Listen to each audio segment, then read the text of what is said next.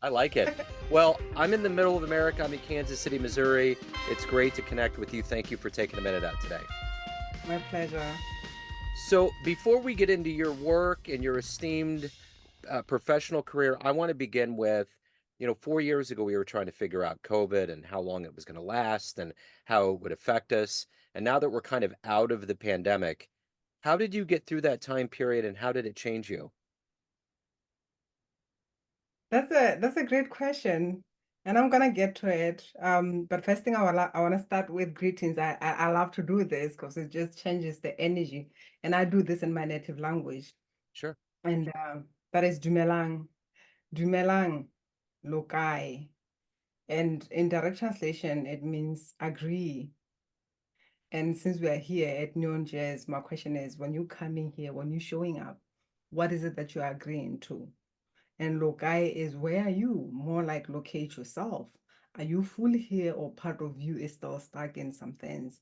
And with that, one thing that I also love to share is when it comes to change, the most important thing is to be in the not knowing, because at times we get stuck in how things have been. We get into digging into the history.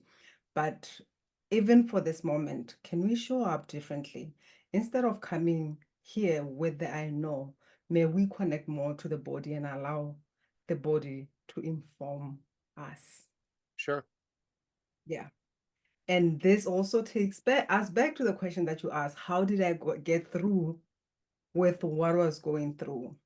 Somehow I have this thing, I think it's just instilled in me, and probably it's got something to do with the work that I'm here to do. Every time when there is change, even though my human may be scared and coming up with a lot of things that may happen, but I always perceive my soul being excited about the change that is happening.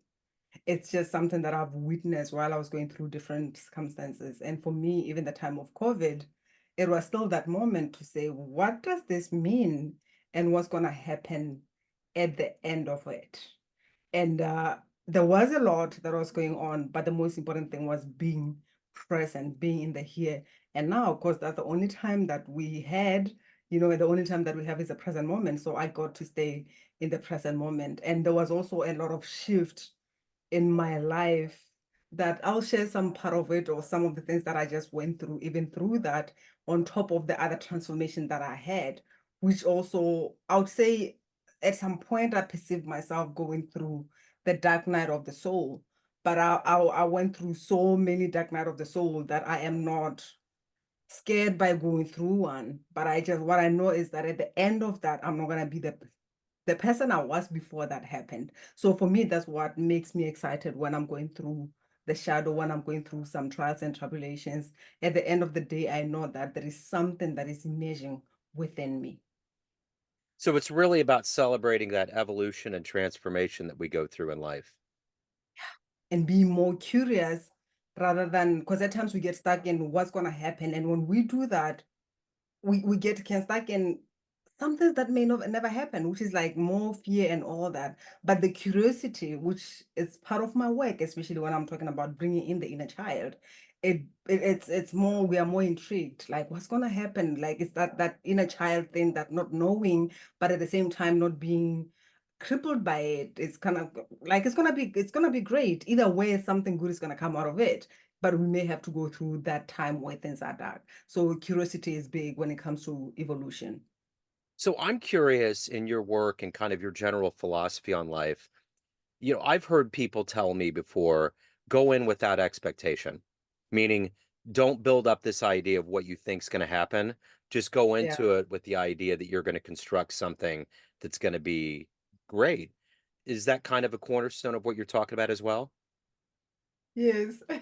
And I'm laughing at that because for me, the best time when I learned about expectation was when I was going through some of them personal. I was I was married, and although we went through the separation before the COVID, but the divorce was finalized during COVID. But before that, there was a time when we were going through some stuff with my then husband, who is now my ex-husband. And we're trying to do the couple therapy and all that. So we went there. And I just realized after like 2, 3 sessions that we're not going anywhere here. So while I was there with this therapist and my ex-husband being there, and it's kind of like we're just like arguing and all that, I just had this epiphany at that moment. And actually, just to give you some details, I just gave birth to my daughter by then in 2017. And there was a time when I was at the hospital. I don't have any family here. I come from Botswana in Southern Africa. So my ex-husband, who was then my husband, was the only person that I had here, and the little child who also had a problem when she was born and we were separated. And my then husband didn't come to the hospital. So for me, it was kind of like I couldn't grasp that, but when we were at this therapy, what he said was, I didn't know that I have to be at the hospital. It's yeah, I love your facial expression because that was my facial expression as well. Like, what the heck are you talking about? Yeah. But at that moment, it was kind of like, oh, so I'm hurt by my own expectation here. That's what hurt me. Yeah. And at that moment, I was like, oh, so I don't have any expectation in this marriage. I think I'm just gonna release that. And the therapist was like, what are you talking about? And it's kind of like dawned in a way that I can't even explain it. But I left that session and I never went back there. But I just knew that, oh, so all this time, at times when you get hurt and all that, for somebody, it's kind of like when you're at the hospital, I can choose to come, I can choose not to come. I don't think I'm expected to be there. So that was a time when I dissolved that expectation and I realized that at times that's just the main thing there, where we are held by our own expectation or even disappointed by them, whether you are getting into a marriage, a relationship, whether it's a new job, whatever that is happening, and we go there with this higher expectations of what's going to happen. It doesn't mean that we get to sit with limitations, but the measure comes in releasing the expectations of how it gets to be, because that also allows us to be present and allow us to experience whatever journey that we're being called into. If I get into a relationship with somebody, and for me, I see this wonderful person, perfection and all that, and they get to show me that I'm not all that, I'm human, but I've had this expectation about that person. What's gonna disappoint me is not who that particular person is being, but it's my expectation Yep. of them. Yeah. Yeah. Even when I said some of the relationships that I had, I got into a relationship with somebody that I knew they had a problem with, for instance, alcohol addiction. It's kind of like it's a pattern that I attracted a lot. But despite the problem that was there, and I had a conversation to say, what is going on? I can't be with someone who has this problem. And they kind of like, yeah, but I'm working through it. ABC led me to this, whatever excuses that they may have. I hear what they're saying. I know who is showing up, but I have an expectation that I'm going to help them get over this. I'm in love with an idea of the potential that Yep. can be unleashed, not the real person. Yeah, for sure. So let me ask you this. Let's get to the heart and soul of what you do for a living today. I'm going to put you in front of a bunch of grade school kids. It's third grade. It's career day. And one of the kids says, hey, what do you do for a living? How do you answer them? That's a good question. Hmm. I would tell this little child that I help you to just love all of you and just be comfortable and confident and express who you are being as you're doing right now and ask more questions and be curious and know that you're just amazing as you are. That's how I just explain it in short. Yeah. And they would get that. So what did you want to be in the third grade? What was your dream to grow up and become? Hmm. That's also a great question. And to be honest with you, my response is always, I don't know. I don't think I had this is who I want to be, because I come from a background where my parents were farmers. But as much as they were farmers, it's not something that I strived to be. And there were also like nurses, teachers, and all that. It's not like it's something that never really, like I was never really interested in all that. But I would say when I was in third grade, my attention was more divided or scattered in the sense of I just was trying everything that was showing up. I was more of, let me just experience whatever that is showing up. So I was trying almost everything, and that was always a problem. So that was just me. I was more like playing out with a lot of things. And one other thing, again, when I look back, I have always been curious about soul work somehow Yeah. because of what I was going through.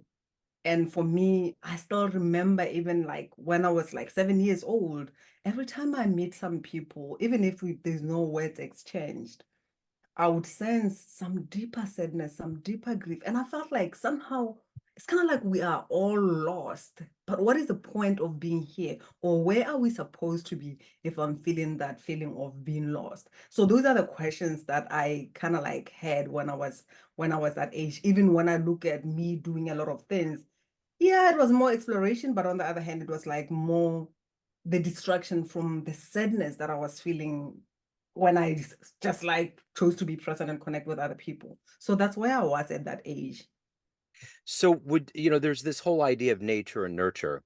Do you think that there was a lot of this that was a part of your nature that was woven into your DNA and that it just kind of got nurtured from there based on what you saw?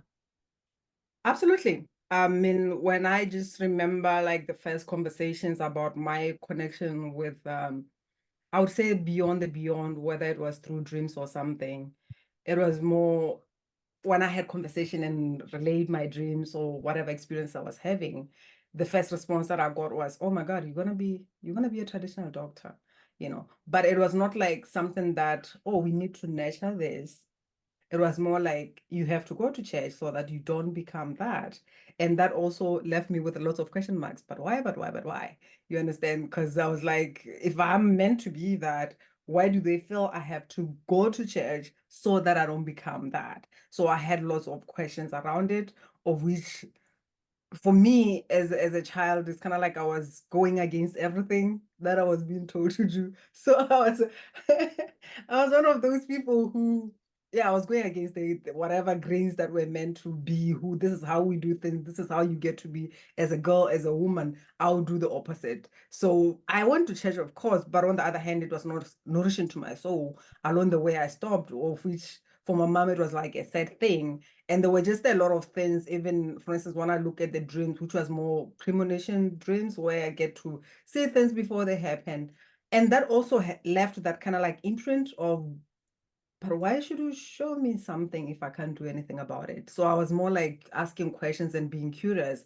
And there was also a lot of fear around the darkness and all that. And I guess that's what I more or less grew up in. Because when I look back with the dreams that I had, it was more about bad things happening and they ended up happening. So I just, my question was like, why can't there be a balance? I want those great things, not just bad things, and then they keep on happening. So I would say this is what kind of like led me to more.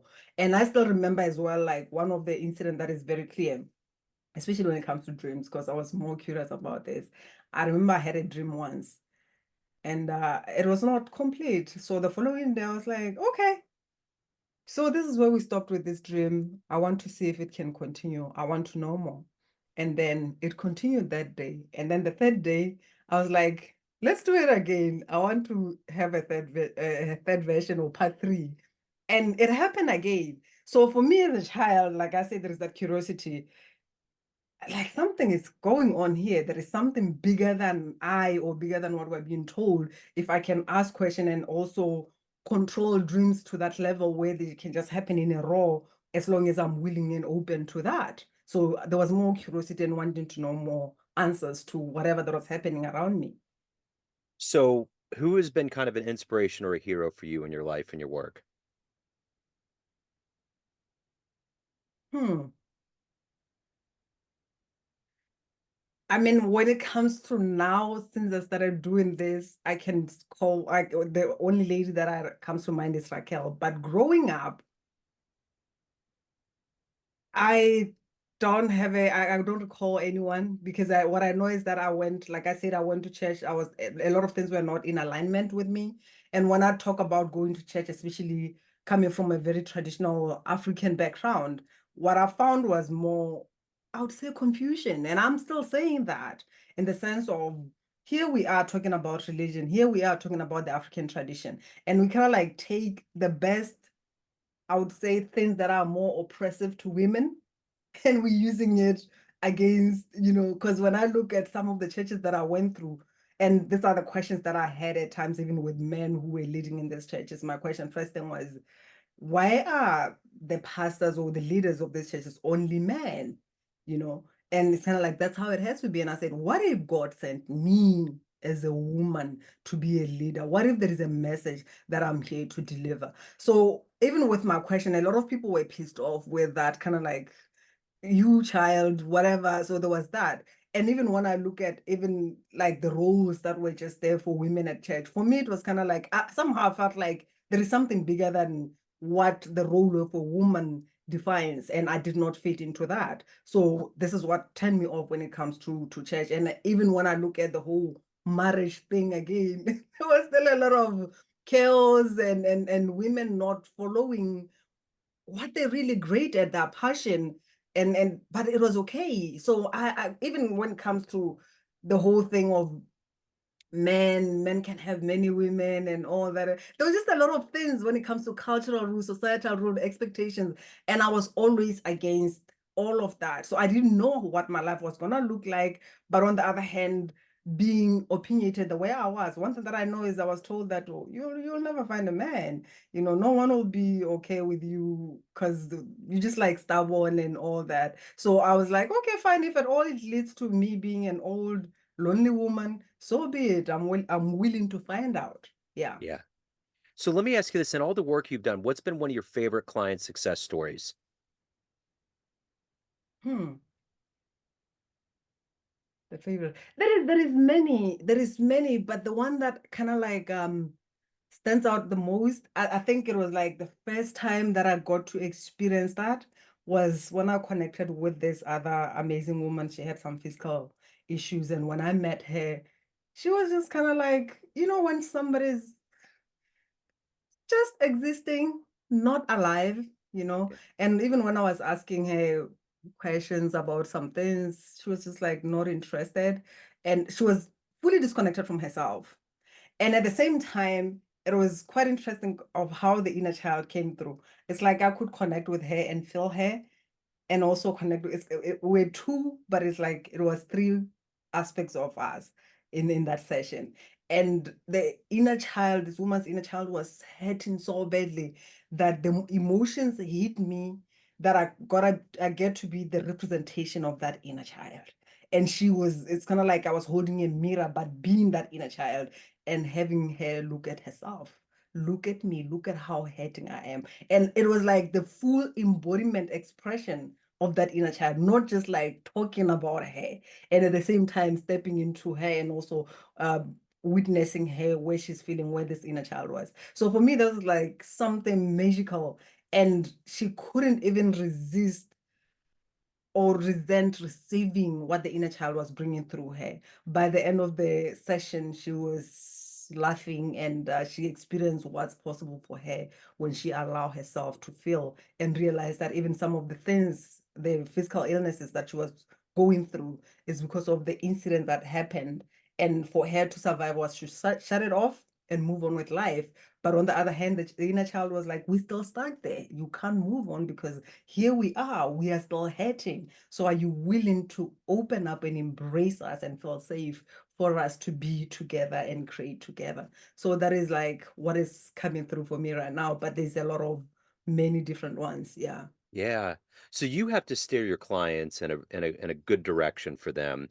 I'm curious, in your life, what's the best advice you've ever gotten? Ooh, the best advice that I ever got that still blows my mind was from Divine Mother Ocean. And she came through in the moment where I would say, conflicted about my emotions, because here I was going through a very rough experience. I'm angry. Like I was angry at that moment. But at the same time, especially with self-development and all that, I had to be positive. Oh, I'm positive. Oh, I forget. Like I was like on the surface. And she came through and she said, Embrace who you are, all of you. You are beautiful. And the people that are going to love and accept you are those who are willing to see all of you, your depth, your darkness. So don't deny who you are. And she said, look at me. It's the ocean. You'd think that people love the ocean, but people don't. They just like the surface, going to the beach and all that. They don't like the deep darkness, waters and all that. They don't like when I am stormy, when I take out everything that is on my way. They don't like that part of me, but it doesn't change who I am. And emotions are the evidence of life. So for you to go deep and be able to hold space for people at the level that you are meant to, you get to allow yourself to be and embrace all of your beauty. And that was for me, for a child who I was an angry child growing up. And every time it was something that was made wrong.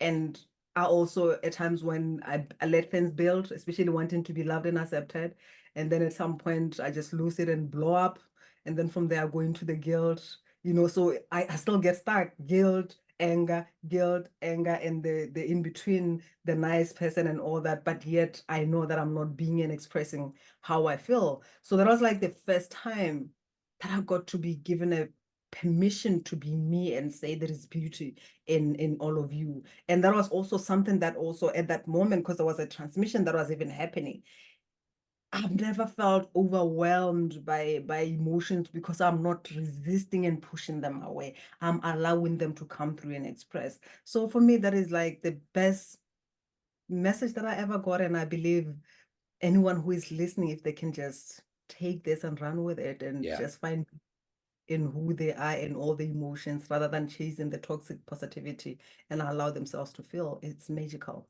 Yeah. Yeah, that's brilliant. That's wonderful. So I'm curious of all of the things that you've done, accomplished, and evolved into, what are you the proudest of? What am I proud of? Yeah. I'm proud to be being where I am and doing what I'm doing. You know why? Because to go through a path that is less traveled, to embrace who you are and your calling. It's kind of like something sexy. I want to know my purpose. I want to know my purpose. Like everyone wants to know it, but it's gonna cost you something. For me to say yes to myself, I had to say no to the marriage that was not serving me. For me to say yes to myself and my purpose, I had to be okay even with my family being against me because they don't understand it.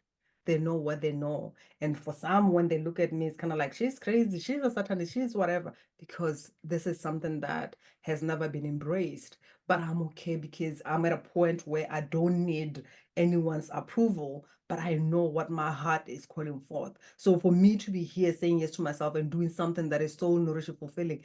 And the most important thing I would say that also lies my turn me on, they open my heart is when I receive the testimonials of you help me. Like I remember one lady not so long ago, she went through an experience of seeing her mother being sexually abused. And at the age of 9, she was sexually abused. And when she told her mother that this is what happened, the mother just responded saying, so did you enjoy it? Her mother was, because of the sexual abuse, was doing drugs. By the time the child needed her, she was in drugs. The child followed the mother's path and did drugs. And she came into one of my master class. And afterwards, at first, she was uncomfortable, especially when I talk about the sexual energy and stuff. But at the end of it, what she said to me is how, for the first time, I met my inner child and she was smiling. And for the first time, she said, like perceptions started changing, started connecting differently. She even wrote one beautiful poem that is just opens my heart. So things like that, when you look at somebody who lived with trauma for more than 60 years, more than 50 years, and now I can hold space for that person to see the beauty beyond the sexual trauma.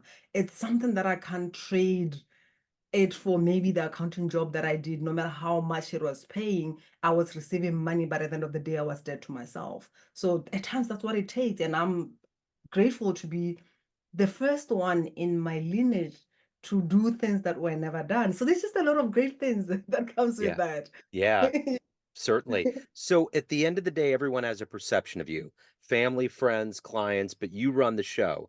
What's your perception of you? Who do you think you are? I'm the queen. It's kind of Right. because that's where I'm being driven. I'm the queen, and that means I get to choose. I'm the creator. So I get to choose who I allow in my space and who I don't. And I don't even, it's not even about an effort of saying I want to push you out or anything.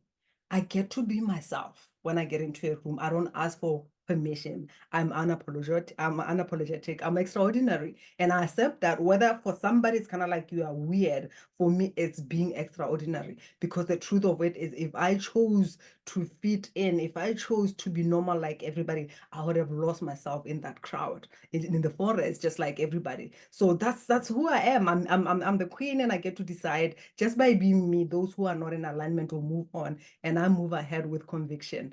That is either you choose to follow me or get out of the way. So for anyone out there that's inspired, ready to reach out, has any questions, wants to hire you, any of the good business, where can they go? They can go to gaomotsemme.com. There is a lot of information. There's also a link that is just there. And I'm available in social media, Gao Motsemme or Gao Motsemme Magnetic Confidence in Instagram. And I also share a link with you that we can share, which is what I call orgasmic clarity. So it's an intro to my work where I get to know what is standing on your way on when it comes to freedom and success. So click the link and book it and let's have a conversation and see what your body is sharing or what needs more of your attention. Is it your inner child? Is it the connection to the body, or is it ancestral lineage stuff that is standing on your way? So yeah. Wow, this is wonderful. This has been so refreshing. Thank you so much for your time. Thank you for your story. I really appreciate it. Thanks for having me. You bet. And before we go, I want to make